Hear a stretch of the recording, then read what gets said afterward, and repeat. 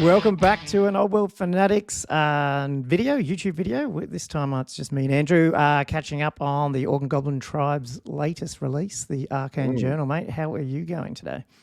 Yeah, good. It's been a bit of a while since we got just a random video in, isn't it? Seems like. Yeah. It's just like it's just popped out. Like I just wasn't even sort of tracking it in the background. It's just rocked up.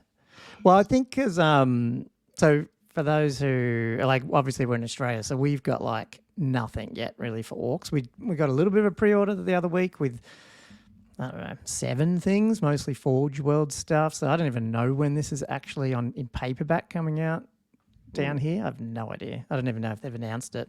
But I did get it on iBooks, so it's come up and we've got it. Andrew's had a bit of a skim through it as well.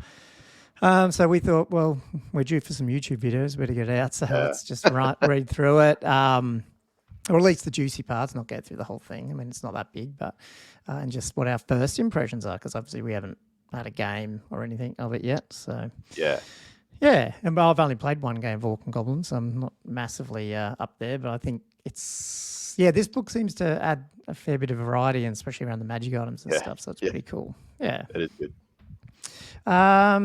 Overall, man, what do you think just in terms of how are you liking the fluff and stuff in these Arcane journals? Have you consumed them a little bit or? I had a bit of a read. Just from the start. I haven't read through the whole thing. I just sort of went through the first 3 or 4 pages. Went back to it. Obviously, I'll start with the core stuff and then went back for a bit of a read. And they're really good. They're sort of, for what you pay for them, I reckon they're pretty decent. Yeah, that's the thing, isn't it? Like, it's obviously not old Warhammer army book sort of codex type size, but I think it's enough to get up to speed with a little bit more detail than what you get out of the core rulebook and Ravening Hordes and stuff. And probably, I don't know, this one I haven't read fully it either, but it feels like it's starting to like inject some of the newer old world stuff in, like like that orcs are more about like wanting to fight, and if they're not, then they'll fight, like that type of stuff, which they've sort of changed some of the lore a little bit, but not massively. But like, I've got no complaints. It's good that they're just, I guess, putting the flag in the sand, and this is how it's going to be moving forward. So that's all cool. So like, actually, where's the content? So like the other Arcane journals, I mean, it's probably not new for people watching this by now. We've got 2 new. What do you call them? Like armies, or whatever they're called, army compositions. The Nomatic Waaagh and the Troll Horde, which we'll go through in a tick. And then obviously that covers a couple of special characters. I think there's 3 all up, plus the Mercenary stuff, which came in. So like this book's actually quite interesting, like added a little bit more for everyone. And then obviously the Troll magic as well. It's the first book, I think, that's put a whole lore of magic in, not just like signature spells and stuff. So that's pretty cool. I wasn't sure how big it was. I was sort of thinking it might just be a buffed up signature spell sort of lore, like as in like, you can take 3 or 4, but no, it's like a full lore. And then obviously just the magic items, which we'll get into. So where do you want to do the 2 new army compositions first, and then like anything, I mean, everyone knows now you can't read any of this in isolation. You got to keep like, is this good? I don't know. Look at the magic items that come with it, that type of thing. You know what's cool? I love this old stuff, like all these. I love these illustrated stuff of all the old, like figures basically. Like, these are the exact, that's the exact standard bearers from the old models, and I guess the artist didn't have to have a lot of creativity, but at the same time, it's cool to see it. It is, I guess, in illustrated form. I reckon it's pretty cool. Even though I'm not in love with a lot of the Goblin models, but it is what it is. Nostalgia, I guess. It's all good. Cool. So we get the first one we get is the Nomatic Waaagh, which is basically all mounted. And it's cool. It's basically, so I'll run through it and then we can have a bit of a chat. But basically, you're looking at 50% standard characters that you used to get, but this time you've only got Black Orc, it's probably similar, but Black Orc War Boss or Black Orc Big Bosses per Black Orc War Chariots. So that's a bit weird. So like the whole thing with this, and it's a special rule on the next page, is everything has to be mounted. So even though it's saying like and 0 to 1 Orc War Boss or Weird Knob per 1,000. This is where you have to flip to the other thing. When you look at on the move, all characters within Nomatic Waaagh must be mounted. So, all these guys have to take mounted options. So they're not going to be your standard, cost. You're going to think about, I'm going to put them on a boar or a chariot or something like that. Right down to the big bosses, Weird Knobs, Goblin bosses, Goblin Shamans. I guess interestingly here, you could bring in the Spider, the Arachnarok as well, because that's a mount option. Even, which is pretty cool. And then you've got core 25%. So Goblin Wolf Riders, Goblin Wolf Chariots. You can bring Boar Boys for core if you take an Orc boss. Likewise, you can bring 0 to 1 Black Orc Boar Chariots. So that's the new unit we'll go through and tick as a core choice. And then specials cut right down. It's just basically Orc Boar Boys, Orc Boar Chariots, and Snotling Pump Wagons. And then rare is Black Orc Boar Chariots, Giants, and that's it. So there's no artillery. None of the Night Goblins, none of the and no Black Orcs really. You know what I mean? Like you're not bringing Black Orc regiments. So this army would look totally different to the general, what's it called, the Grand Army composition. And then we also get mercenaries as well. So 25%, but this time it's actually pointing it out. You get the Badland Ogre Bulls or the Bone Grinder Giant, which we'll have a look at in tech. Yeah. So, I don't know. That's the thing that I first picked up on is like if you looked at, say, the Tomb King one, it sort of looks like, like you're using a lot of the same units. I know it is different, but this feels like way different to whatever the good choices are in the good choices, that you know what I mean, like the ones that seem to be settling into the meta, like Black Orcs and Night Goblins, and this is like, no, you don't get any of that. It's way left field. So but the buffs that you get, obviously, which you'll hit in a sec, for some of these units are definitely going to make them a lot more viable. 100%. Maybe we should look at the rules and then we can summarize it. Do you want to do that? Yeah. If you want to do that, then we'll come back. Yeah. Because especially one of them is very important, I feel. The cunning hunters within the Nomatic Waaagh, any number of Goblin Wolf Rider mobs may have ambushes special rule for +1 points. In addition, Goblin bosses and Goblin Shamans mounted on Giant Wolf may have ambushes special rule at the cost of 10. So, they're obviously potentially still impetuous sometimes, but obviously ambushing, bunches of these very fast cav, which is sort of pretty interesting. Hit them hard, hit them fast, hit them hard. Any Orc model mounted on a war ball gains impact hits 1 at the strength of the ball with an AP of -1. So I guess that's on top of the war balls, attacked and AP and all that stuff as well, which is pretty cool. And then you're also getting per 1,000 points, Orc Boar Boys getting Vanguard for +1. So you can have 2 big Orc Boar Boy units potentially with. Can you get 2? That's right, isn't it? Per 1,000, yeah. Yeah, because the other ones are special. Yeah, just Vanguards in your face. Pretty cool. And then hunting packs, the Goblin Wolf Riders can switch out their open order and skirmishes for just closed order and Horde. We already covered on the move, which is Nomatic Waaagh has to be mounted, and then you get rid of, with the solitary fighters, you're getting rid of that. Black Orc bosses are needed to quell impetuosity, and you don't need to bring Black Orcs obviously to have a Black Orc boss because you can't bring a Black Orc unit in this army basically. So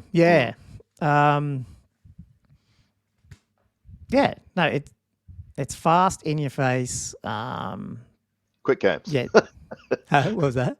Quick games. Yeah, with Vanguard and Ambush. I don't know, it's sort of erratic. It would have been nice to see a rule that totally got rid of potentially impetuosity, but I don't think you overly care a little bit if you're already going to charge anyway.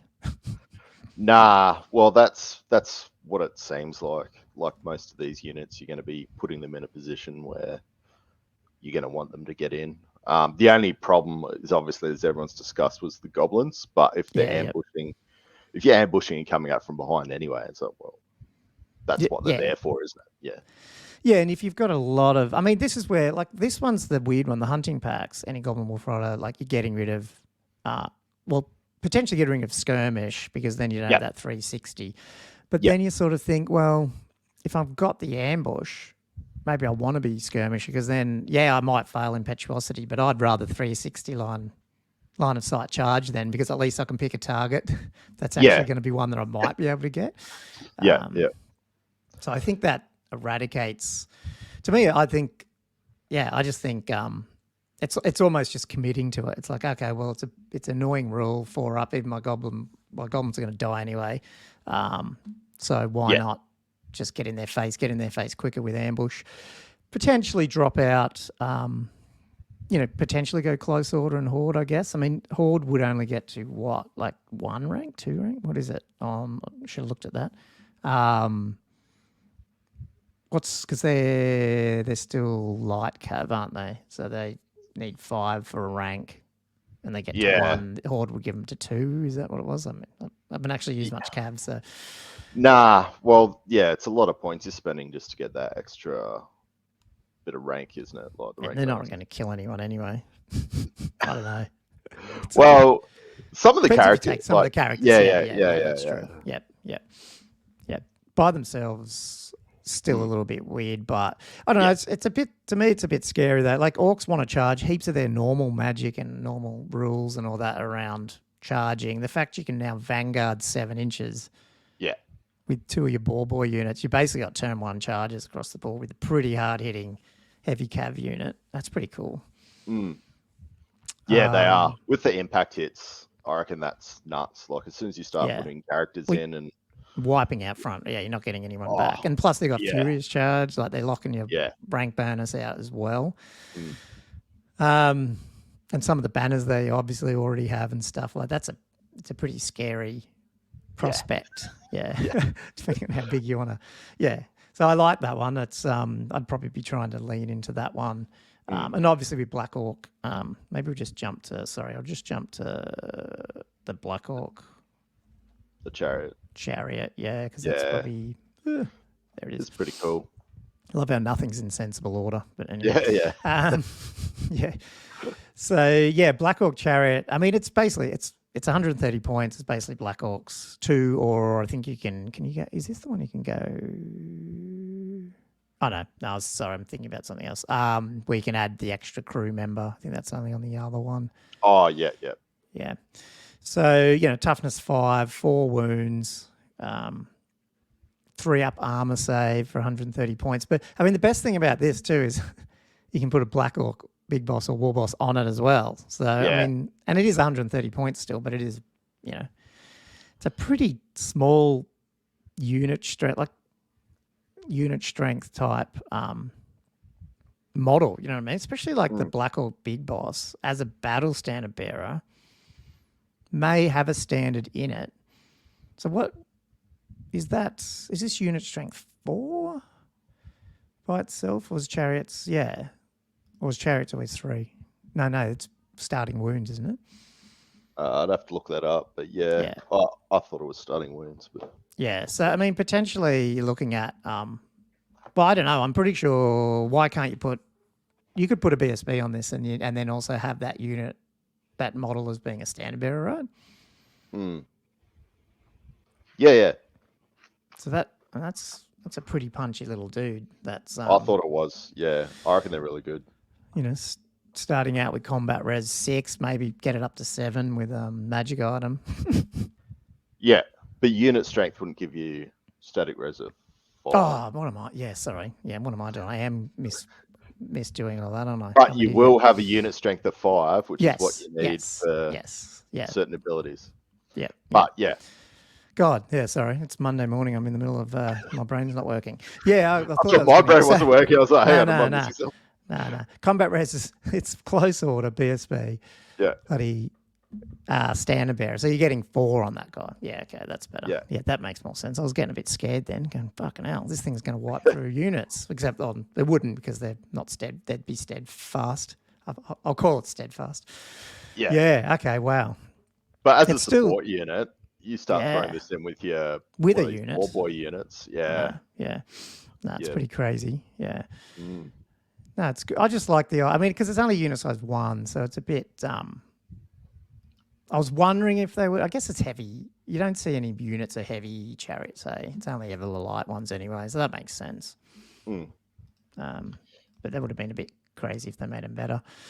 Yeah, no, I like what they're doing with these chariots and these extra little guys that just add some better oomph on top of it. Yeah, 100%.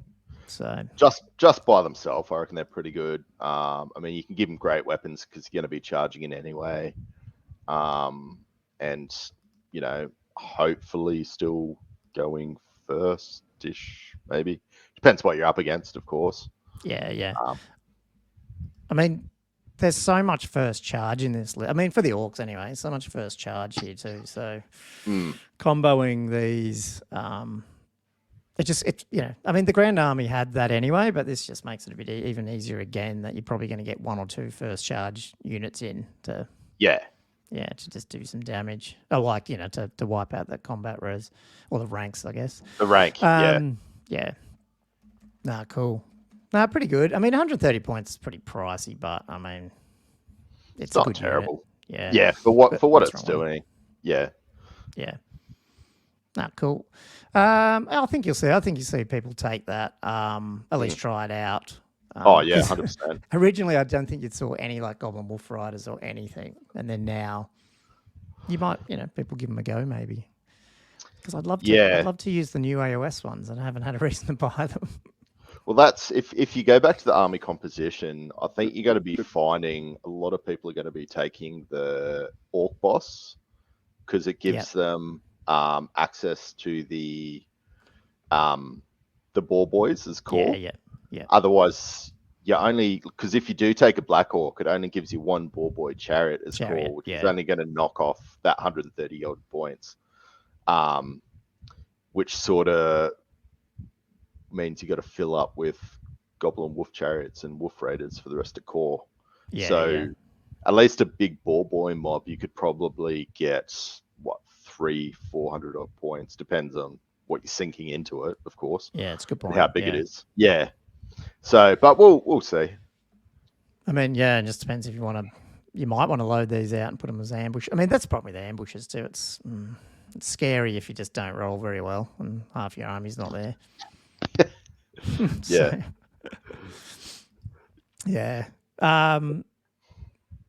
No, it's interesting. What about, should we touch because the main special character, I guess, would have been this guy. Yeah, he's cool. Kickneck Tooth Snatcher. It'd be interesting to see if we eventually see a character for this guy, because one thing I noticed, I'm sort of going off the track here, is in the book here, I don't believe, now correct me if I'm wrong, I don't believe we see the model for this guy, Odro's Swamp Digger. So it was obviously made before. Then we do have a model for him because they've shown the model, but it's not in the book. He's not kicking around? It? Yeah. I think so. I didn't go looking for him, to be honest. The Black Orc guy is. I don't think so. I probably shouldn't switch through all of them. That's probably very annoying to watch. But I don't think he is. I'm pretty sure on my first glance I didn't see him. So I guess what I'm getting at there is that mean we potentially might see a model for this guy, Kickneck Tooth Snatcher. They originally had that old Goblin. I mean, I don't even think they ever had a character for him, but there was that, the guy with the better shooting, that Goblin from 8th, I think 6th edition as well, maybe. So he's not around obviously anymore, but this guy feels like they've always tried to get like some type of Wolf Rider Goblin hero in, but he's never ended up in any games. So I don't know. But, it's pretty cool. For 100 points, I reckon is. Yeah, do you want to run through him? I reckon. Did you want to hit it? Yep. So you've got, I'm pretty sure he's pretty much standard sort of Lord level stats for a Goblin. But his heroes, I'll just jump to his actual rules. So the unit he's with doesn't have to play that +1 points for the ambushes for the Goblin Wolf Riders, and on top of that, they can modify the roll by +1 or -1. So if you don't want them to come on that, say you roll a 4 up on turn 2 and you don't want him to come on, you can bring it down if you roll. Say you rolled a 3, but then when you won, you've probably got you basically got a 2/3 chance every turn to get him on, which pretty good. It's probably worth that. I can't. It's hard to jump to the Ravening Horde, so I don't know if you got it there, but it'd be interesting to see how much a Wolf Rider War Boss would be. Like how many points are you paying for just a couple of these rules? Because I bet you it's not that much. And then you got this. So he's hit and run special rule. If they win, they can choose to just fall back in good order rather than follow up or pursue, which is pretty interesting. So just like, hit and run, bang. I mean, the question is what's the chance of them doing that, I guess? Yeah. They've actually got I mean, it depends who they're fighting. He's a Lord level character. If he's going into other sort of lighter stuff, he can definitely do some damage and then potentially win, fall back, go somewhere else. Well, that's it. I mean, like, as well, if you're sort of in a position where you're going to be coming from the rear, I think there is a pretty good chance you're going to be winning. Plus, you're going to be hopefully picking the right combat. Yeah. If you're supporting, because it seems a little weird to, like, I was just trying to work out ways. Is there ways to like go in, do some damage, move back, go to the next one, and then, but obviously you still need to mop up. I think what I've seen with Old World is you really do need to destroy units. But I mean, one option here would be something like, I'm just trying to think, should win around a combat. I don't know. It's an interesting rule. Be interesting to see what people do with it. I was just thinking stop going off the board, but I mean, you just wouldn't follow up anyway. I mean, it does move you back into a potentially better position to charge something else, particularly if you are in like close order. Yeah, or if you are going to get charged next turn, I mean, it's going to put you further away to flee, but like you said, you don't want to be doing that too close to the board edge. Yeah, no, it'd be interesting. I mean, I can't potentially see what you can do with it all, but yeah.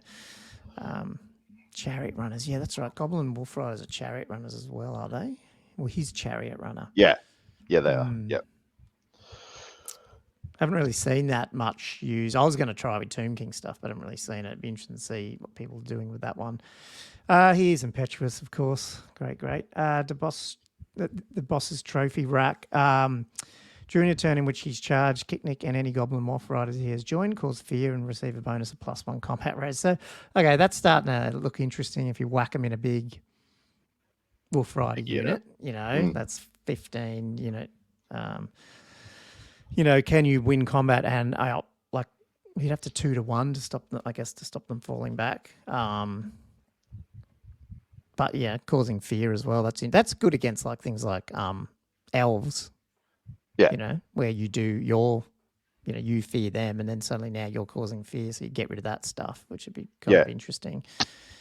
And I like his weapon. So his weapon is one of these ones where you can just choose basically which one you want to use. One of them is it's awesome. Like sort of like a heavy, great weapon, but it's not as big AP. But then his other one is just at your strength, but a higher AP, and then multi wounds 2. You can just switch between them.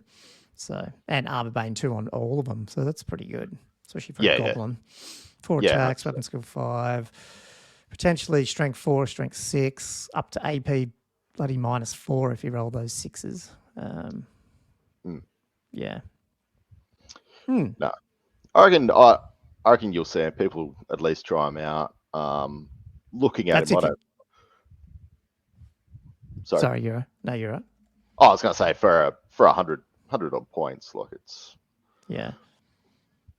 I think it's pretty decent. Would you commit to him being it's all bosses? I'm just trying to think, would you commit to him being the main, like, are you just basically going all out on Wolf Riders then? I wouldn't know. No, okay. No, cool. No, it looks good. Like he doesn't have to be a general. Like, is there? Where's the Goblin War Boss here, though?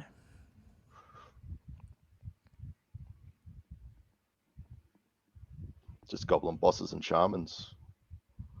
Big bosses. Is that weird? Am I misreading that? No, my Monday already screwed up the chariot thing. Big boss. Oh yeah, maybe you are right. That must be wrong though. Goblin bosses and shamans. Black Orc War Boss. Black Orc Big Boss. I don't know. That's weird. Surely this is the army for him. Yeah. Gonna make me have a look now. I'm just wondering. Yeah. Are they all called big? Are they all bosses? Is that no? I can't remember. I'm wondering if it's like a Ravening Horde. Yeah, that's what I was gonna have to look at because I'm wondering if it's like an upgrade sort of thing. If it's like a goblin boss, but you can upgrade him to a. It might be one of the ones where the boss is the actual. I can't remember the name because I've used them too much. Surely the boss or chieftain, maybe. I'll let you look. Cool. Oh, well. They wouldn't have. Surely they wouldn't have screwed that up. I think it is. I think they're all bosses, and you got war bosses and whatever the other ones are. Yeah, goblin bosses. So there's a war boss and a big boss. Yeah. It just says goblin bosses. Yeah. That's right. So that's that. The blanket category. Yeah. Yeah. Cool. No, that's fine. Cool. Troll Horde special rules. So we'll go to the Troll Horde now. Yep. Cool. So this one is. I don't know, this was the one I was originally wanting to play around with, but I don't know how great it'll be. But this one's basically all trolls. So you've got like the 50% characters like normal. You can have 0 to 1 orc war bosses or war weird knob per 1,000. So basically your lord level war orcs. Otherwise, just all big bosses, weird boys, goblin bosses, goblin shamans, and troll hags. So you get the new guy in there. But you've got 33% core now instead of 25%. So that's upped in this one. But you can take 1 troll mob per 1,000. So obviously trolls are a bit of points in them. So you're probably going to take them anyway. So the core allocation's probably not that big a deal. And on top of that, if you've got a troll hag, for each troll hag, you get an additional troll mob as well for core. And if you're not taking trolls, then you can take orc mobs, goblin mobs, spider rider mobs, and goblin wolf rider mobs. So yeah, just again, no night goblins in any of these, and no black orcs. And then 50% is your trolls again. You've got wolf chariots, orc boar boys, and orc boar chariots. So you can bring the normal boar chariots in this one if you want as well, but only up to 2 chariots or 2 boar boy mobs. And then rares, just giants. And then obviously the same mercenaries, the ogre bulls and the bone grinder. So yeah, obviously trolls, and troll hags, which we probably should go into. So let's see. Let's just run through the rules here. So this one looks potentially scary. Depends how much magical attacks come in, I guess. But basically in this army, anything with regen gets reroll failed regen. So not just trolls, but if you get magic items that give you regen or the spells that give you regen, then you're re-rolling them. So yeah, potentially very scary depending on who you're going up against. Yeah, it is. Like chaos with their default in source of weapons, you probably don't care as much. But for other ones, it's pretty good. Yep. This way, unless the character is fleeing at friendly troll mobs within a troll horde army that are within command range of an orc shaman, goblin shaman, or troll hag, can use their leadership. So that's pretty cool. Yeah. I think troll hags have pretty good, decent leadership, actually. Obviously, the shamans and stuff, depending on the level. And if which ones are in the horde rules, where they can get higher leadership. They're probably both in that category, to be honest. Do orc shamans and goblin shamans both have horde? I think so. Or whatever it's called. Yeah. Goblin shamans or warband, or whatever it's called. It's warband, I think. Sorry. Don't trust me on my Monday. Probably can't remember the rules now. The one that gives you the, the extra leadership per rank. Yeah. Yeah, it is Warband. Yeah. Do they both have it? Well, the 2 Goblin Shamans do, but they're only 6 or 7 leadership, so you probably need that. Yeah, I know. I was just wondering about the and Orc Shaman. Orc Shamans do. Yeah, thought so. 7, 8 and 7 respectively. Yeah, so you can get them up there, obviously, with a unit. I mean, you'd have to give them an actual unit to put them in there. Troll Tongue is basically any Orc Shaman or Goblin Shaman can also use the Law of Troll magic, which we'll go through in a minute. Maybe let's just skip into Troll Hag for a sec, just to have a look at her. So she's the big Forge Meld model, behemoth on a big base, or 60 by 100. I guess not massive base, but pretty big. Yeah. She's a level 1, but she can go to a level 2. Battle magic or troll magic. And it's interesting, she can take up to 50 points of magic, which is pretty cool. Yep. I think because she's a spellcaster, she's only going to be able to really take, she's not taking magic armor, but she'd be able to have, I guess, weapons and enchantments and arcane items and things like that. So pretty good. Yeah. And then she's got this indiscriminate hunger. She's got a few rules, so we'll have to look at this. So we'll go into motherly love in a minute. So she's got close order, flammable, immune to psychology, the indiscriminate hunger, which I'll go through. She's a large target, regen 5, slimy shanks, stomp attacks, timber. God, yeah, just heaps. Anyway, stupid, like you'd expect. But anyway, indiscriminate hunger is during the command sub-phase, a troll hag that's engaged in combat may choose to make an indiscriminate hunger attack. Nominate an enemy unit that the troll hag is engaged in combat with. The unit must immediately make an initiative test. If this test has failed, the troll hag scoops warriors into a gaping maw or sinks her filthy fangs into the flesh of a monster. The target unit immediately loses a single wound. If this test is passed, the enemy manages to avoid the grasping troll hag. The attack has no effect. So each time an enemy unit loses a wound as a result of indiscriminate hunger, the troll hag recovers a single lost wound too. So that's pretty cool. Yeah, no, I mean, look, it's just straight in. It's like obviously against dwarves and stuff, you're basically doing this every command phase if you're in combat and just making it a little bit harder to kill. She's got 6 wounds, 5 up rerollable regen. She's potentially, hanging around longer than she should, if you know what I mean. Yeah. Yeah, 100%. I think it's pretty cool. Cool little 235 points. She's pretty up there, but I mean, we've got to get through all the rules yet.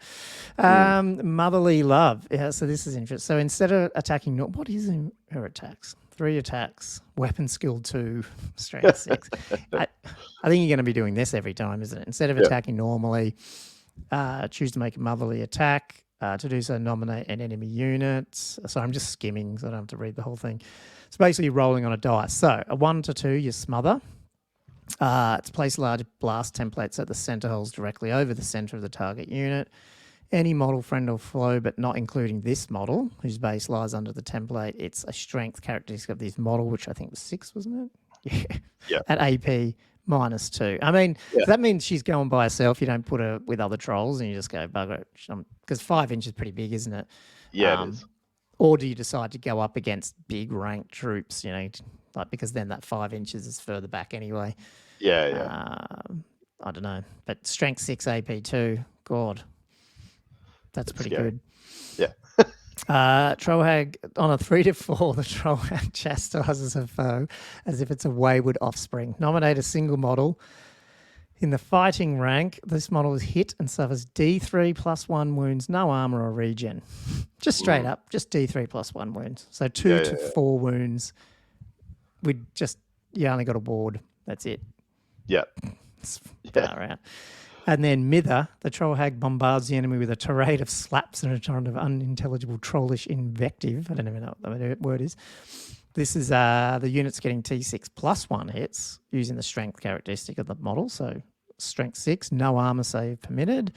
In addition, so shocked, you get a -1 to your leadership characteristic. For obviously, and she's terror, I'm assuming, is she or not? Oh yeah, terror. Yeah. So if she's in combat, you're down to -2 potentially as well. Just with her, with the Mither attack. So Yeah, is she going to wipe out whole units by herself? I mean, she might, but she'd definitely just a massive amount of damage. Yeah. And That's then probably be hanging around. She's unbreakable, yeah. Unbreakable, yeah. It's pretty pricey though, still 22.35, but yeah, flammable's probably not the best either. I was surprised they put that on there. Yeah. Just being what she is, I thought maybe. But the other normal trolls have that as well, don't they? They've got the flammable and regen, I think. Well, they definitely have regen, but I think they're flammable. So, sort of makes sense. This is the other thing. The slimy shanks is -1 to hit them, so it's like the river troll, the old school river troll. Yeah. Sorry, in combat, yeah, -1 to hit, yeah. Which is good, yeah, really good. And then you still get your normal attacks if you don't want to do the motherly love. So that's the troll. Oh, hang on, no, sorry. The troll vomit is an additional attack. Sorry, yes, this attack must be made last after all other attacks. Just strength 3 -2 AP. And then swamp breath. Any unit that suffers 1 or more unsaved wounds from this weapon must make a panic test if it had taken heavy casualties. That's a breath weapon, so that's outside of combat then. Yeah. Still pretty cool. -2 AP. Yeah. There's also a spell that I think is it the spell? No, there might be a magic item, I think, in this that gives you -1 leadership within a certain range of the bearer. Is that? Well, I guess we'll run into it, so that might be interesting. And then this is, I mean, we mentioned this on the podcast the other day. I like how they've added this choice into the other Grand Army, which is cool. So you don't have to go full troll army just to use it. Nah, just throw it in. Cool. Yeah. I like it. I don't think it's not too bad, but there seems to be a lot of attacks. The only problem is obviously, like all sort of Orc and Goblin armies, like when you do the motherly love, it's very it's up to the will of the dice gods. What's actually going to happen? Like, do you find though, like, and I think I'd have to go back and look at the giants because I haven't done them in detail when we did we might have in the Orc and Goblin book, but that was such a big one. It was so long ago, I can't remember. All these are good. Like, I feel like whatever you roll, you'd be happy. You'd be okay, I've got that one. I mean, obviously some, depending on the unit you're fighting, you'd probably want certain ones, but yeah. I felt with the giant one, it always felt like you rolled. I can't remember which one it was, but it just like the combat was drawn or something. You're just stuck there, or you didn't do anything. It was just like, this one looks like it's a lot more useful. Yeah. 100%. And remember, you can take multiple ones of these if you really want to. It's not just one, so it's pretty scary. You can have one as a character, can't you? And then you can bring more in rare. Yeah. It's pretty cool. I just smashed through Ogdra's because this is a weird knob. I was going to say shaman, but I guess it's a shaman that thinks it's a troll, basically. So level 3 knows spells from elementalism and troll magic. I think those stats are probably pretty close to just a normal, weird knob. The troll cola, unless he's fleeing friendly troll mobs within Ogred's command range, so 8 inches, may use his leadership instead of their own, which is cool. Protect the boss. This model cannot be targeted by enemy shooting or by enemy spells when within 3 inches of troll mobs. So basically, because it's just an infantry, but it's basically using the rules as if it's the same model type, whatever it is. When Ogdra's Swamp Diggers within 3 inches of friendly troll mobs with a unit strength of 6 or more, that's not fleeing, he may apply it +1. So basically, I mean, chances are he's casting like level 4. Yeah. So that's because that's only 2 trolls you need to get unit strength 6, which is pretty good. And then Trollhide Shawl improves his armor value by 1. In addition, he has regen at 5+. So just trying to see what would he even have armor? So has he just got a 6? Just because he's a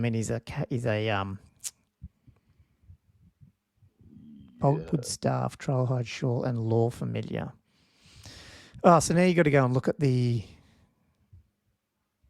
So he's got +1 armor value. He doesn't have any other armor though, does he? Is that it? I think that's it. Yeah. Looking at it. Now, the Bogwood Staff, is that in this book? So I'm skimming around here. Where's the Arcane ones?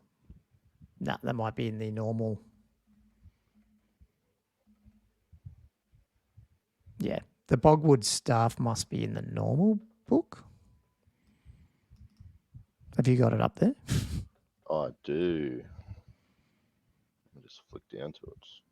I think it is anyway, unless I'm... Oh, hang on, no, it's down here. Bogwood Staff. It's just equipment. Oh. Sorry, I thought it was under special rules. Man, I am just on fire today. Head's been in work and I haven't looked at Old World for a bit. Yeah, so it's just normal strength +2, -1 AP. Magic attack requires 2 hands. Although each unsaved wound inflicted, he recovers a lost wound. So there's a couple of these characters that are gaining wounds when they do damage. Yeah, so, that's pretty cool. I mean, they are shamans, so it's one of those things where he's like, do you really want them in combat? But yeah. And I was thinking of that too when I was looking at troll magic, thinking, well, there better be good assailment spells. And I'm not convinced there are in that one, but it is what it is. Maybe that's a good place to jump to quickly, is the lore of troll magic, because we've just gone through 2 different Trolls. Magic casters. Troll magic casters, yeah. So you get a whole troll magic, a whole new lore of magic here too. Do you want to run through this one? I'm the one talking all the time, getting it wrong. So. Oh, yeah. If you want. Oh, is that hard for you to read? Oh, it's a little bit hard. Yeah. So yeah, cool. I haven't got this. Yeah, for everyone at home, I haven't. Yeah. I'm reading off the screen currently. Yeah. No, that cool. Or I'm reading off the phone. So. Let's go. So the SIG spell's probably, that's the one they shared, I think. It's basically the it's an enchantment, remains in play. Any friendly unit within command range of the model may reroll their stupidity tests.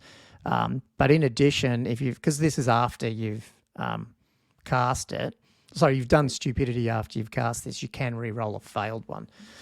Yeah. So it gets rid of that idea, because a lot of these remains in plays are a bit questionable where you cast them and then next turn your opponent just dispels it, and then you don't get a chance to use it. Whereas this one's, it's almost like they recognize that and they put it in here. So you're coupling that with lots of ways to get higher leadership for your trolls. Suddenly stupidity is not as bad, which is... Nah. I mean, it's still bad, but yeah. Well, you kind of needed this really, didn't you? Yeah. So, The only thing is, it sort of means, I think you have to take this. Like, you got to drop to the SIG spell. So if your troll hag's only level 1, you probably have to take this. I don't know. Yeah. And you'd want to be taking it on somebody that can potentially cast it. So you'd have to that's true too. So maybe you need to put on your level 4. Yeah, that's true. Kind of sucks. Yeah, because you want to get it off. Yeah. Yeah. But otherwise, you got a full... Now, okay, so I just saw something on Facebook today, which I didn't like, and that is someone has the cards for the Orc and Goblin cards that came out, and this isn't in it. Oh, they haven't got the magic cards. No, they don't. Yeah, they don't have the Arcane Journal magic cards in it. So that... Yeah, that's what I meant. Yeah. I thought that would have been the whole point of getting the Orc and Goblin cards, was because these were in there. So anyway, yeah, that's what I heard. Anyway, yeah. If anyone's listening to this, confirm that. But that's just pretty poor. That's I reckon. frustrating. Yeah, 100%. Like, why would you buy them then? Exactly. Anyway. Yeah, 100%. Anyway, acidic bile, magic missile, 18 inches. Place a small 3-inch blast template at center is directly over the center of the enemy unit, and then scatters D3+1. Any enemy under it, risk being hit, strength 3, AP -2. I mean, yeah. Just, I don't know. I'm not a big in love with the 3-inch blast template, obviously, because of the way it doesn't really cover a whole lot, and you see rolling 4-ups and stuff. Yeah. Not great. If it wasn't a magic missile, maybe it'd be better, but yeah. Yeah, true that. Hex, this one's interesting. So the Hex 15-inch remains in play while spell is in... Well, you basically put it on a unit and it remains in play. They are subject to stupidity and reduce their leadership by 1. So that's pretty interesting. Yeah. Okay, that's pretty cool. Again, it remains in place, so sometimes it's easy to dispel, but depending on who you're casting at and how far away they are from you and all that stuff. One of your magic items allows you to get an increase in your casting range by 3. So potentially look at all the ranges here and add 3 as a potential option, which is pretty interesting. Then the number 3 is Ravenous Recourse. It's a conveyance. Till the end of this turn, all friendly units that have the stupidity special rule and within 12 inches of this guy gets +2 modifier to their movement. I think that's pretty cool. Yeah, that's good. I mean, on an 8, it's basically going off all the time on a level 4 or whatever. And then what's that? Is that all movement 8 then? Yeah, and it's a bubble. 6s? It's not a single unit. It's pretty much the entire troll army because you're not going to have them massively wide probably. No, and you could make sure that you could have your multiple units stacked. So it's not just going to be like your unit left and right. You could sort of potentially have your almost 4 units in a frontage, all within 12. Yeah, it's pretty good. Featured whirlpools, a vortex, 18-inch, small 3-inch blast template. So the center hole, you got to place it within 18 inches. While it's in play, it's treated as dangerous terrain. It moves d6 inches randomly every start of turn, and then any enemy unit moving the template touches or moves over suffers d3 +3, strength 4, hits each with AP -2. I mean, probably like that one better than the magic missile, just because this one's any unit that it touches. Yeah, 100%. And it's just you can plonk it somewhere, and it's just sort of like it just gives you that if they don't dispel it sort of thing. If they want to charge, not charge, like you could just put it in. Yeah. I mean, it's not going to do, it's not going to wipe units, but I mean, D3, like 4 to 6, strength 4, AB. I mean, it is doing some damage to smaller units, especially if there's a lot of MSU and stuff. And just dangerous terrains. Just, that's good. I mean, or like Cav, like imagine like you got your Realm Knights, like your Lance near it, you're getting 4 or 5 strength 4, so they're wounding on 3s or 4s and AP -2. You're doing some damage potentially. Yeah. So some pretty 100%. High pointed units. Torrent of Filth. This is in combat. It's basically a flame template. And this is who's base laser? Wristband hit. So it's the same sort of stuff though. It's 4 up for the ones that aren't fully under it. Strength 3, AP -2.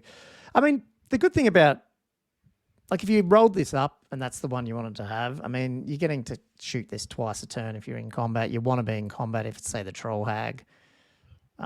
So maybe it's useful. It's just more damage. But, I mean, it's not great. But I mean, then the flame template as well. Like, it's just sort of like, I don't know. Almost need to be on, like, big units to make it really worthwhile. But I don't know if you... Yeah. I'd prefer almost just the 3-inch or, like before, you had the 5-inch. So, Ross, this is kind of like how many are you going to be hitting? How many models? Probably not a heap. No. Rapid Regen is number 6 spell, 12-inch until the end of your next start of turn. The target friendly unit gains flammable. I love that. Gains flammable and regen 5+. And regen 5+. So, I mean, it's pretty good. Like, you're throwing that on, say, like the ball boys that are coming along or whatever it is. It's pretty good. But and then they're obviously getting re-rolls to that as well. So with that, because if they're in the troll army, I should say, if you're taking the troll horde army,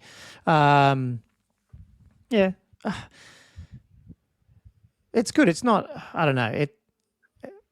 First glance, it doesn't have a lot. Like, I always look at these and think, is there like 3 really good spells? And I don't. Maybe, but I don't know. It feels like when you're going to have to take the Sig spell, it sort of becomes a little bit less useful, So it's one of those things. Like, if trolls are priced up where you're taking the stupidity into account, if that's making you're getting sort of like getting around that to a certain degree, then the cost of it isn't as bad, if you understand me. So it's kind of like, obviously they're costing it that it's stupid. That's the problem with stupidity. These things tend to be a lot cheaper because they're stupid. But now, all of a sudden, if you can circumvent that, then it's, well, it's not such a big deal, and you end up having a lot more of these cheaper units. Yeah. So now, yeah, the BSB can't re-roll stupidity anyway, can it? Just only panic. yeah, It's because panic it's not thingy and break. It's like 6th a little bit, so you can't even re-roll. So even though you're upping stupidities, like you're taking stupidity tests, I think here on at least leadership 7, 8, and 9, with the way you construct the list. But still, some are you're gonna fail that. Yeah, a couple of times. Yeah. Yeah, I reckon. Yeah, to me, it's a must take, really. Especially, you don't want to have a critical point where your trolls are just moving forward. No. Whatever they do. Once they're in combat, which is good, and that I think a lot of things that are flaming. Now, this is not totally true, but there's a lot of. Would you say? I guess this question. Would you say that of the flaming stuff that's out there, a lot of it's going to be shooting? Like magic missiles and, like dwarf cannons and like... I'd say it's going to be a lot of anti-monster. Yeah. But in saying that, it's going to be... You're not going to have like armies full of flaming attacks as much. That's what I mean. Like if you get into combat turn 2 with this army, how much flaming is it going to see? Yeah, I wouldn't think a lot. Like to me, I'm only putting flaming on my stuff that's trying to kill mounts, like your dragons and whatnot, just to get rid of that regen on. Well, you've only got 2 you can get regen off on anyway, which is going to be your vamps and your Tomb Kings. Yeah. So yeah, I think you'll see it, but I don't think you're going to see it heaps because, especially with Chaos Dwarves, like if everyone starts taking flaming, you're just going to see. I don't know. Because Chaos Dwarves obviously I think it's like a 5-up ward against flaming on their armor. So, and I'm sure there's other stuff out there that sort of gives you that. I think High Elves have got it as well. Wards against flaming. So yeah. Cool. Where do you want? Should we go through the magic items then? Jesus. It's a small book and we've spent more than a minute per page now. Awesome. So, it's me rattling on. It's just got so much in it for 48 pages. I can't I don't know. It's interesting. I like what they're doing here. Good weapons, but they're great. And of course, well, this is the thing. Of course, with all, it feels like, spoiler alert, the orcs seem to hate, they definitely, this is approved. This is a fact. You would have to agree that they have the best named magic items in the game. It's got to be a fact. Hashtag fact. But outside of that, actually, there's a lot of good magic items, which is pretty crazy as well. Except for maybe this first one. It's a bit there. So bigger, choppier axe. Great name. 55 points, though. Basically, a killing blow, great weapon. Like, I don't know. It ends up having to be on your lord levels. I wouldn't take it. Nah. Markod's Best Basher, 50 points. It's a +1 strength, -2 AP magical attack, but gives you +1 weapon skill and initiative. So, good, but again, 50 points. If that's not on your lord, that's the only thing you've taken. I don't know. There's so many weapons. Weapons just seem to be overpriced across the board. And especially orcs, like, +1 initiative's good, but it's so low anyway. So it's probably not going to make jack all difference against the ones you want it to make jack all difference. Now, there is ways to up your weapon skill more with orcs as well. So maybe there's buffs here, but I don't know. Yeah. Now, the next one, I think this was the one I liked. 30 points to accurate axe. Is that what it is? Accurate. Whatever. Yeah.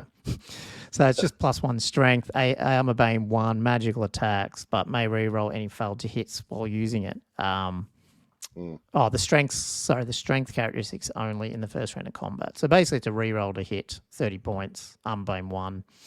Yeah. It's not too bad. 30 points, probably get close to being okay. The common magic item, black Backstabber's Blade, though, +1 strength, -1 AP, magical attacks, but you reroll your wounds if you're in the flank, or you reroll hits and wounds if you're in the rear. So you're going to see a lot of these on Goblin big bosses riding around in wolves, ambushing. Yeah, ambushing. Yeah. Yeah. It's a shame you can't get flanks and stuff on war machines because I guess they're all skirmishes. Hey, so there is no flanks and rears. Is that right? Yeah, nah. It'd be great to go war machine hunting, rerolling wounds and hits. Yeah, although if you got a goblin boss and a wolf riding probably unit, do damage anyway. Yeah. Yeah, I don't think you're gonna have too much problem getting through the 3-odd crew. Yeah. 25 points though, that's pretty good because it gives you enough to do some, take one of those other, little cheap magic items as well. Yeah. The magic armor, dead art armor. This one is great. 35 points, giving you, and you can take it only on an infantry, cavalry, chariot, but I mean, great. Chariot's awesome. Basically giving you, it's a full plate and gives you +1 toughness. I mean, it's similar to the old Tomb King one I always used to take, which just upped your toughness and just, a Black Orc Chariot running around, what's toughness 6, I'd imagine. On a Black Orc Chariot, it's pretty good. Yeah. No, it would be. Really you drop good. a pip of save maybe, but that's fine. Yeah. I was thinking, is this comboable? I don't know about, I'm just thinking off the top of my head here, but with the spell that's giving you regen for troll magic, that's if you are in it. Like, can you get an orc boss that's running this in the troll army and you end up with like basically a pretty tough guy with the talisman of protection, so he's getting a ward and a re-rollable 5-up regen. Ends up being pretty tanky, It's a good combo. Yeah. I don't know about the points. I might have screwed that up there, but I wonder if there's some things like that just make them very annoying. Yeah. And then he's on his chariot and combos with the troll hag or something. Yeah. Just something, do some damage. Yeah. Yeah. I don't know. Just can't get rid of him. Yeah. Then he doesn't care about that 1 and 2 motherly love spell that goes off because he's like, I can probably ward and regen that away. So troll hag, go for it. Give this unit motherly love. I'm with you. Yeah, that's it. 20 point spiteful shield. Any roll of a natural 1 when they're attacking you, or 2 wounds, sorry, they have to re-roll basically. Against the word of the spell during the combat phase, immediately suffer a strength. Okay, so when they roll a 1, sorry, not re-roll, they get a strength 4 hit. Nah, not for 20 points. No. Sparkly Wizard Finder, 45 point talisman, magic res -2 and hatred, all enemy wizards. This one was interesting. I thought there's definitely some merit with this one potentially, especially if it ends up being meta of, wizards flying around on mounts that are trying to get off assailant smells and just get in combat and smash you. And you're like, well, yeah, come at me. Hatred's always good, yeah. Yeah, I've got hatred against that guy. Plus, you can't get some of those spells. I mean, Yeah. I mean, magic res -2 for 45. I think there's definitely potential there. Yeah, like you said, if the meta goes down that path, which it seems like it's definitely, there's people running those builds quite often. Yeah. Effigy of Morks 35. Any model directed its attacks against the bearer is -1 to hit. So it's about -1 to hit 35 point item. So it's defensive point, item. So I mean, on a lord here, you potentially can. I mean, you can make a very tanky orc war boss in a chariot, maybe. Do you know what I mean? Like, you probably can't do a lot of damage except for out on the charge, but because what's that? 35. No, the talisman of what's the talisman of protection? Is that 30 or 45 or something? Yeah, I think it is. I think it's 45 or 35. I can't remember. So you probably can't take all that, but that's okay. You might not need it, but you need to get. I mean, look, some of these you need to get the spells off and be. In the troll hag army to get a re-rollable regen. You can get the regen anyway if you take that item that gives you access to this lore. Anyway, we'll get into that. Magic standard is, the orcs have good magic standards. They do. Now you've got a frenzy one for 35 points. 35 points. That is so good. That's, we talked about the board chariots before getting Vanguard. They're going to charge anyway, so who gives a shit? But also on your wolf riders, they got impetuous, ambushers. Hey, if they're going to charge anyway, why not just give them more attacks? Yep. So and that's mounts, everything. Like, that's so good. Yeah. And pretty much anything that can access the Magic Standard should be able to get 35 points. I would assume.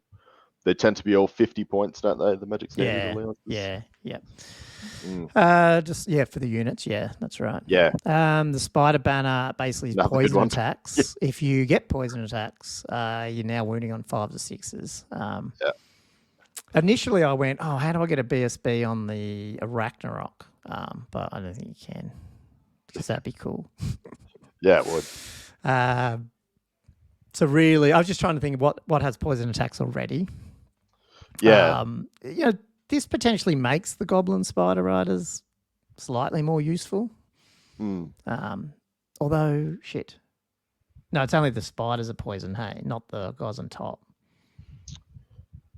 Because I think the Ragnarok, they're all poisoned attacks, even the shooters. Oh, okay, yeah. Yeah. Is there... Just trying to think, is there spells that give you poison attacks? Probably not. I can't remember. But yeah, look, I mean, geez, it's always good to have poison attacks. That's pretty cool. And 35 points. Again, like you're saying, whack these on these standard bearers on units and you just can't kill it, Yeah. Unless you break it, obviously. The Banner of the Nomads.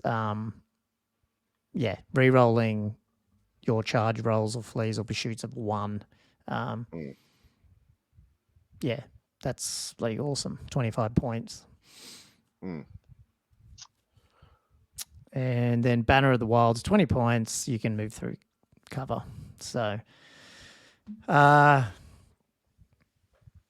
move through cover, you don't get movement penalties either. I mean, I don't know. Like, you can easily put 2 of these on a ball boy unit if you've got the BSB in there, and you've got like re-roll it. There's multiple ways to get re-roll charges with orcs, plus not getting,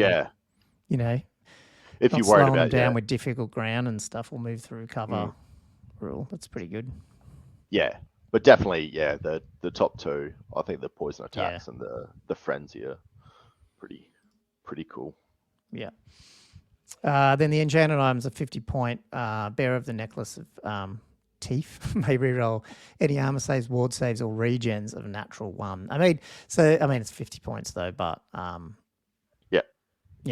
it's a potential. It's a lot though, just for rolling a natural 1. Would have been a bloody must take if it was a bit cheaper though, I guess. Grizzly Trophrax, 30 points. This is only Black Orc bosses, Goblin bosses, Night Goblin bosses.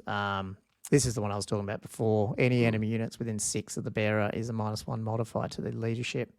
I mean, it's good. I think you just need to work around that to combo it with some of these other things, I guess. Yeah.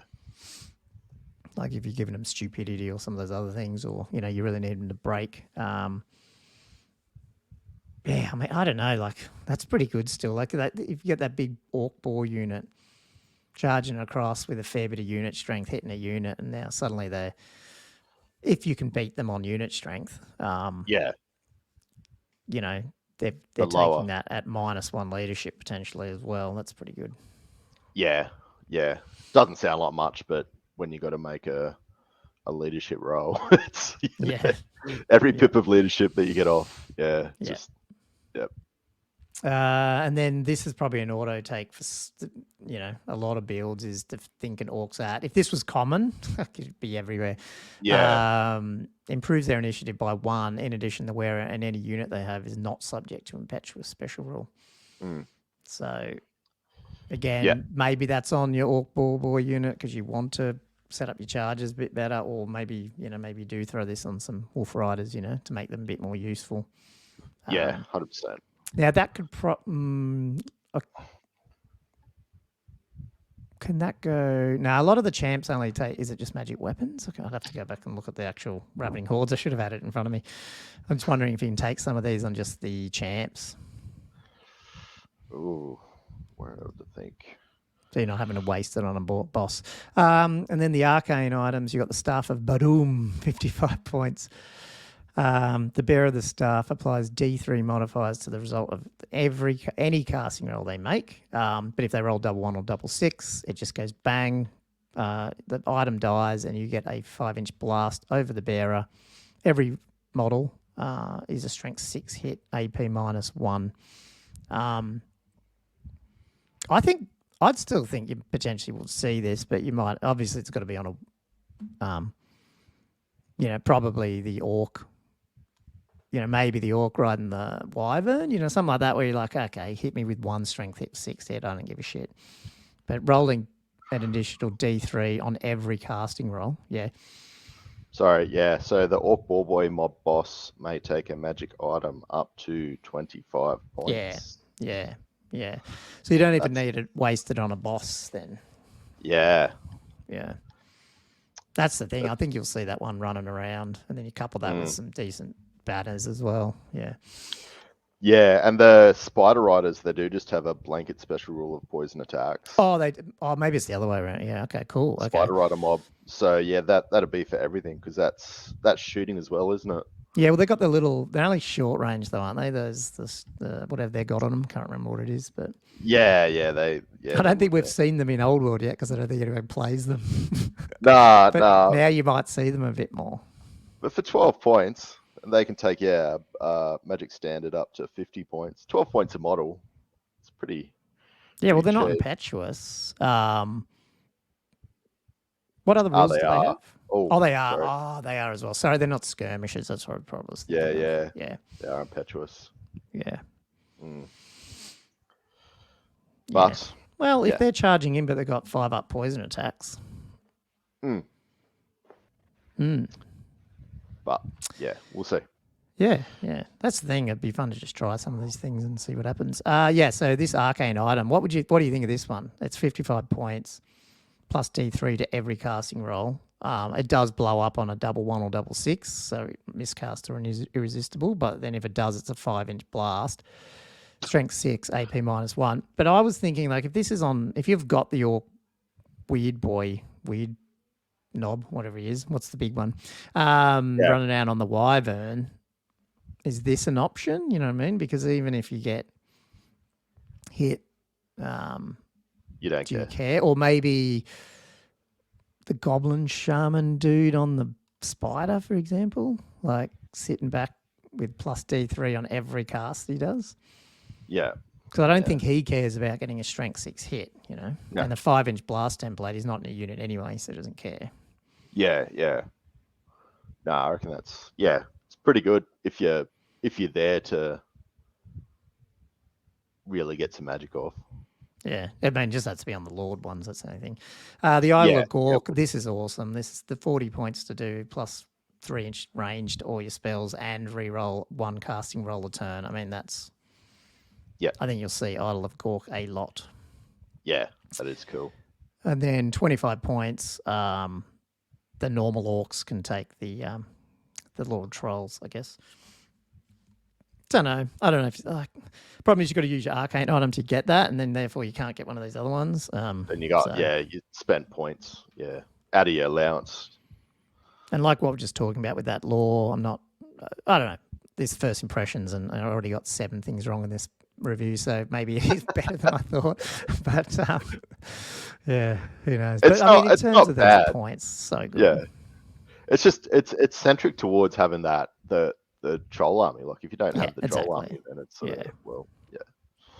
Yeah, it feels like you got to go fishing for the other regen stuff if you want it. Or maybe you could argue though, like if you really like the grand, and maybe it is a build because I was just thinking about like if you got the troll hag, you can bring her in. Does just having that item allow you to get access to this spell, which allows you to actually make just 1 good unit of trolls and the troll hag viable in the normal army, and then you start going, actually, couple her with some black orcs and stuff like that. Suddenly, it's the grand army is good. Yeah. So, no. Let's just quickly. I'm going to skip the Badland Ogre Bulls. We'll cover them in a different one.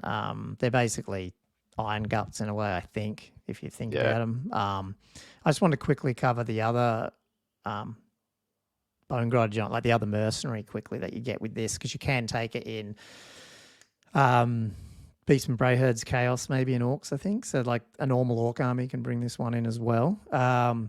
300 points, so very beefy. So is because what's a normal giant? 252 something. So basically, it's got similar sort of bone grind, like the giant attack table, but you do 3 of them. So you got the little things, big things, or bigger things, and obviously you just get different results when you roll your attacks. So little things are all the cavern stuff, big things are your monstrous stuff, and then bigger things are your lumbering units, basically. I pushed on a little bit. I'm just covering the hotspot. That's okay. I'm hotspotting off my phone. Yeah. So against infantry or even monstrous infantry, if you're rolling a 1-on-2 or this guy, you're getting a 5-inch blast template at strength 7 minus AP 3. And then if you're rolling a 3 or 4, you're getting grind its bones, which is basically an initiative test for the front rows. So, I mean, if you're line hammering, pretty scary. If you fail it, you just remove them as casualties. You do get lookout sirs, I believe. So, it's probably not character sniping. Yeah. And then the vomits 5 and 6, peering down. That's place a flame template. It's a strength 5 AP minus 2. So, I mean, it can dish out some damage. Like every result on these giant tables does damage, which I like. And then against big things, so your monstrous cav, your monstrous infantry, your light chariot war machines, you're doing the same vomit or crush underfoot, but you've also got mighty swing coming in, which is the unit takes D6 plus 1 hits from the Bone Grinder's Club. For this attack, the Bone Grinder Club has a strength characteristic of strength plus 1, so strength 8 minus 2. Yeah. So wounding on 2s, AP minus 2, D6 plus 1 hits. Like it's an extra stomp, but a better stomp in a way. So that's pretty cool. And then you got the Mighty Swing still against the real big behemoths, but you've also got Wallop and Edbutt as results. So Edbutt is, so just think the lumbering unit gets hit with a single hit D3 plus 1 wounds, no armor or regen saves. Straight up. Yeah. Straight up. Just straight up wound, D3 plus 1. Yeah. And then the Wallop is a single attack against the target unit. For this attack, the Bone Grinder Club has a strength plus 3, so strength 10, AP minus 4, multi-wounds 2D3. So this thing is definitely a behemoth killer as well. It's good. Yeah. It is good. Yeah. 300 points, I don't mind. I reckon that's good for 300 points. It's good. It's got stomp attack. It's got unbreakable. Yeah. I mean, cancel. I love this. It's only got a 6-up save, is it? That's it. It's 8 wounds though, so you got to get through some stuff. But yeah. I mean, the thing is, you couple this with like the double wyvern. I mean, I'm just pulling things out here. I've not done the maths on any of this, but the sort of the double wyvern and you're flying around, but then you got this guy on the table. They're all attacking them, and like, I mean, you can definitely. I do want just to wrap this up quickly because we've probably been going on way too long now. I was thinking my first one was going to be troll hordes. Now I don't know actually, but the first one I was thinking of troll hordes with like just giants, so trolls and giants, and see what you can fit in. My initial calculations is it's a bit of a struggle to get like the characters you need to sort of support the thing, but it'd be funny. So I don't know. I'll see if I can come up with something that it's probably not going to be that good, but it's just be a bit of fun. Because you sort of want that unit of you sort of want that unit of orcs or boar boys to actually keep everything in control, but you sort of run out of points. But it'd be fun to have double giant and bone grinder giant with trolls and just push it across the board and see what happens. That'd be scary. I guess you could try something like that where you just don't even bother about, say, magic or whatever and go, fuck it. But then you don't get your reroll spell with the I don't know. I'll have to play around with it, but we'll see. We'll probably get on some Warhall, but currently New Recruit doesn't have this in there yet. Old World Builder does. So hopefully New Recruit has it soon, which means we can suck it into Warhall and try out some of these new items and armies and stuff. Yeah, that'd be good. Overall, how'd you rate it out of, say, a 10? Out of a 10? I reckon it's a solid... I like it because it's different, so I'd give it an 8. Yeah, okay, cool, yeah. So, like, you get the armies, like, it's like, oh, we want 2 different armies, but they don't go too far left field. Like, they're very similar-ish anyway, or else these I thought the Tomb Kings were a bit like that, but then maybe I just haven't dug into them enough. Do you know what I mean? Like, I haven't been... There's a couple of rules, particularly on the Tomb King one, they go, oh, I really would like to use that that other army instead. But then it hasn't really swayed me. Whereas here, I'm like, oh, I really want to try some of these other ones. Yeah. So what do you rate it?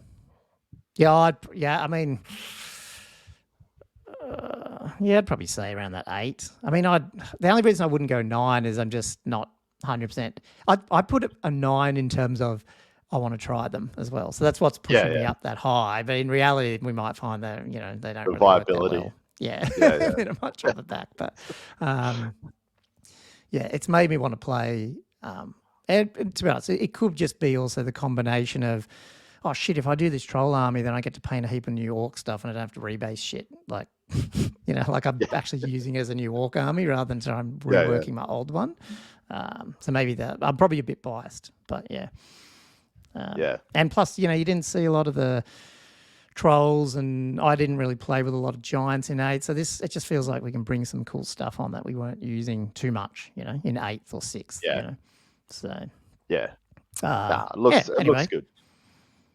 The other thing I did like, I should have brought up in magic items is unlike at least the Tomb King one, and I haven't gone through the Brett one, so it might be the same. None of those magic items are locked just to these armies, whereas the Tomb King one, probably half, or I don't know if it was half, but around that, feels like those magic items were only allowed in the Arcane Journal. Yeah. Whereas these are like, you can just get your orc army and start using these magic items. So. Yeah, which is good. Like, it sort of wants you to buy this if you're running that, rather than like umming and ahhing. As in, like, purchase the book. Yeah. Cool. Okay. Well, it's probably a bit long. Sorry we haven't had a few videos. It's been a bit crazy around here and travel and work and stuff. So that's why my brain wasn't on right at the beginning. So hopefully we'll get some more out this week. Hopefully we'll get another faction review out and some of these other little videos we've been planning for the last couple of weeks. So if you're following along with us, obviously like, subscribe, and hit the alert button on YouTube. Plus, obviously, subscribe to our podcast at oldworldfanatics.com. Do you have anything else, Andrew, you want to cover, or get scheming for our next game? Well, I got my tournament coming up, so I need to test this games. list. Yeah, exactly. Well, let's start. We'll get a game happening this week. Soon, very soon. Okay, cool. Soon. All right, I'll chat to you later, mate. See you, everyone. Bye. Thanks, guys.